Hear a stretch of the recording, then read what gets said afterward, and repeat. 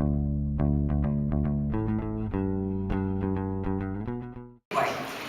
want to introduce Lieutenant Colonel Alan Ross.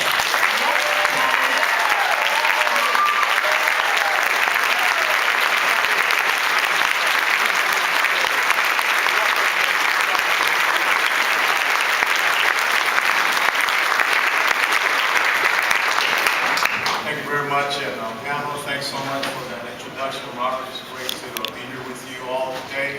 And I just want to tell you one thing. If the truth has just become hate speech, well, you might as well lock me up, because I'm not sure. One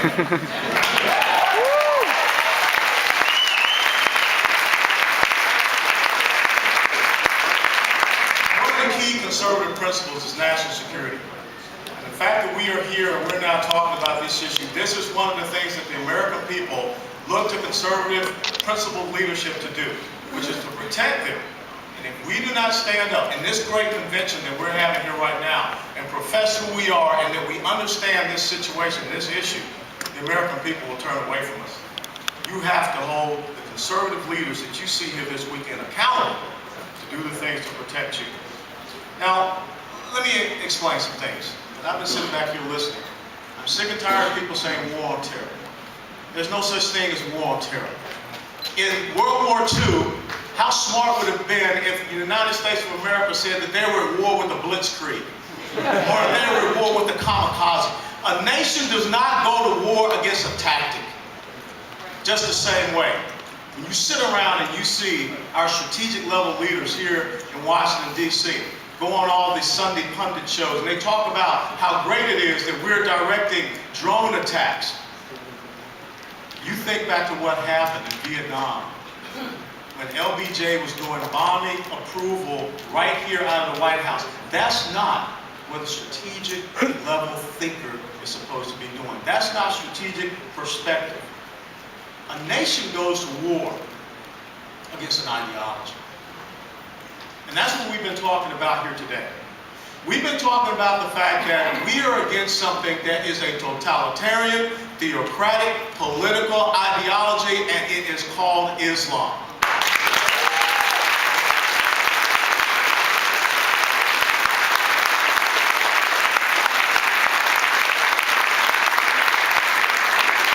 This is not about Muslims. It is just the same as in Nazi Germany. Not every German was a Nazi. Just the same as when I was in Iraq in 2003. Not every Iraqi was a member of the Ba'ath Party. What I am talking about here is an ideology that has existed since 622 AD, since the 7th century. It got started with a thing called the Nakba Raid, which was after Muhammad made his hijrah, leaving Mecca, going out to Medina. It has been violent ever since. It has confronted Western civilization, and this is just another chapter in the long book that they are writing to conquer each and every one of us. And now is our time, just as our forefathers had to stand and turn these enemies back, we must now stand and turn these enemies back.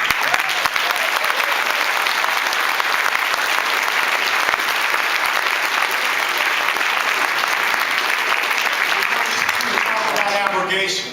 You need to understand things such as the Treaty of Hudaybiyah, where they will sit and they will deceive you by holding off so that they can become strong, which is how, back in about 627, 628, that is how Muhammad was able to then go in and overtake Mecca. The exact same thing that is happening right now. You need to understand the traditions of Muhammad. When he wrote letters to Horowitz, the Persian emperor, when he wrote letters to Heraclius, the Byzantine emperor, that said, you have three choices. You convert, you subjugate, we're coming to get you. Well, guess what? Back in about 1992, Osama bin Laden did the exact same thing. He sent a letter to the United States of America. Later on, in about 2005 or 2006, Mahmoud Ahmadinejad did the exact same thing. He sent a letter to the American people and to President Bush.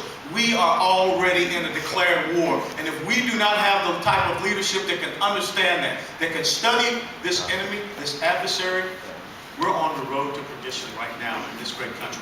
We need to understand this. Everyone here has sat and told you, stood and told you, Sharia law is incompatible with who we are in Western civilization, and definitely who we are and stand for in the United States of America. It is not about freedom. It is women's rights. It is about what Islam says. The word means submission. And I don't know about you all here. I'm not living as a dhimmi. I'm not living and subject to any other type of ideology except for that which is written in the Constitution of these great United States.